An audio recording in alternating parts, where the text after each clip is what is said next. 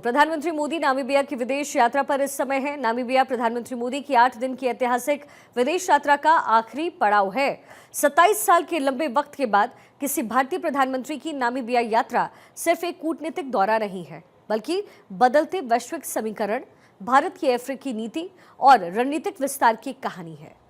भारत और नामीबिया संबंध दशकों पुराना है। दोनों देशों के बीच भारत ने नामीबिया की स्वतंत्रता आंदोलन का समर्थन किया और 1990 में नामीबिया की आज़ादी के बाद भारत नामीबिया के साथ सबसे पहले कूटनीतिक संबंध स्थापित करने वाले देशों में शामिल हुआ।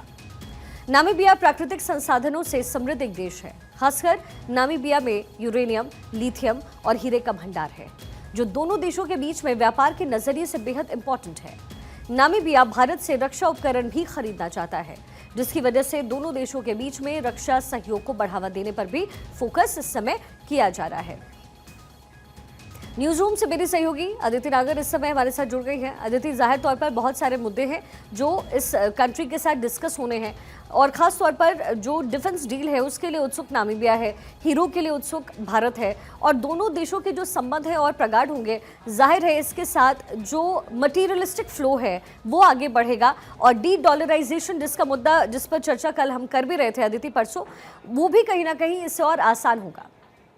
जाहिर तौर पे जो पांचों जो देशों का दौरा है उसमें डी डॉलराइजेशन ब्रिक और ख़ास तौर पे जो ब्रिक्स का दौरा हुआ उसमें किस तरीके से ऑल्टरनेट ढूंढना अमेरिका का, अगर वो टैरिफ पे इतनी दादागिरी रहती है तो, और ऑल्टरनेट ढूंढते ढूंढते और भी जो कॉन्सिक्वेंसेस हैं ब्रिक्स के कि कैसे चाइना और भारत के ट्रेड या फिर तमाम तरीके की चीज़ों को लेकर, और कैसे रशिया भी चाहता है कि टर्की आए, तो बहुत सारी चुनौतियाँ भी हैं लेकिन बहुत सारी अपॉर्चुनिटीज़ भी हैं। लेकिन क्योंकि ये आखिरी पड़ाव है, प्रधानमंत्री मोदी देश वापस लौटेंगे, तो जो ये आखिरी पड़ाव हमेशा स्वीट डिश की तरह होता है जो बेहद खास होता है।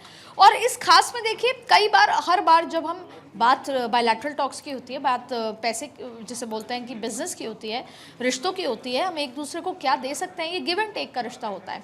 लेकिन उसके बावजूद भी देखिए प्रधानमंत्री नरेंद्र मोदी ने 3 बड़ी बातों का हमेशा वो बात करता है। पहला, वो टेररिज्म के खिलाफ खड़े हमेशा रहते नजर आते हैं और अब तो उन्होंने अपनी लड़ाई को एकदम व्यापक रूप से अंतर्राष्ट्रीय में ले जा चुके हैं।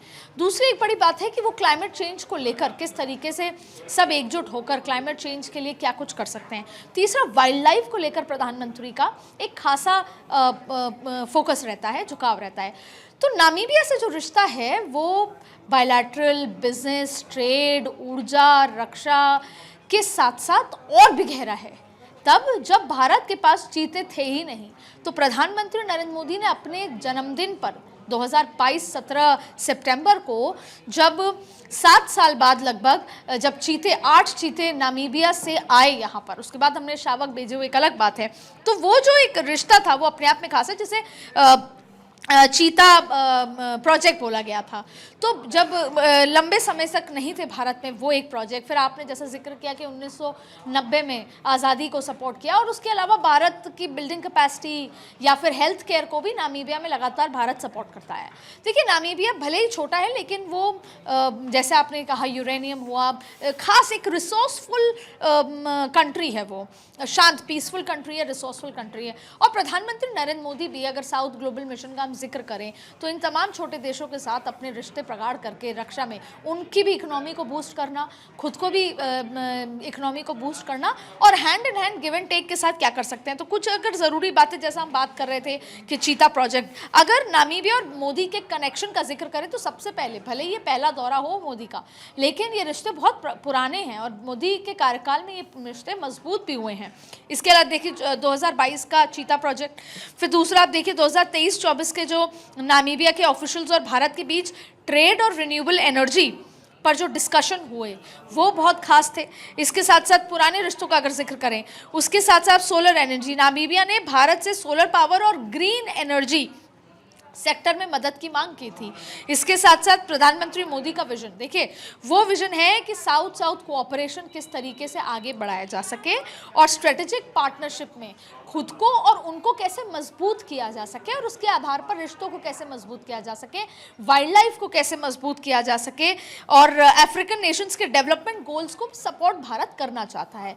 तो जाहिर तौर पे एक दिशा में देखते हुए एक दूसरे को मदद करते हुए आगे बढ़ना, तो नामीबिया के साथ रिश्ता गहरा है और ये जो सम अप हुआ है 5 कंट्रीज़ का, वो भी अपने आप में बेहद खास रहा है।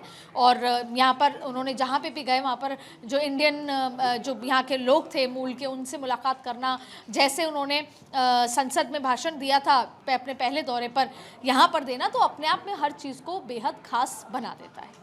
बिल्कुल अदिति, तो देखिए नामीबिया के दौरे पर इस समय प्रधानमंत्री मोदी हैं।